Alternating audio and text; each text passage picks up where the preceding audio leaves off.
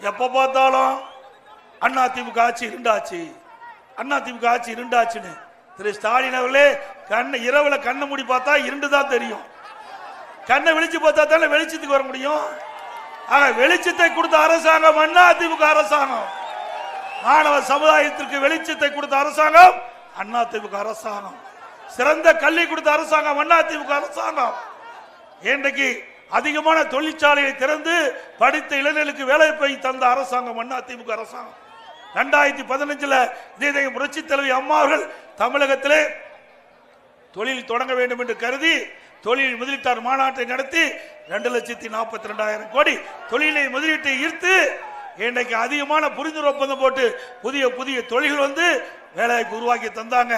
அதே வழியில் அம்மாவுடைய அரசு நான் முதலமைச்சர் இருந்த பொழுது 2019 ஜனவரி மாதம் தொழில் முதலீட்டார் மாநாட்டை நடத்தி 3,05,000 கோடி தொழில் முதலீட்டை ஈர்த்து 304 தொழில் புரிந்து ஒப்பந்தம் போட்டோம்.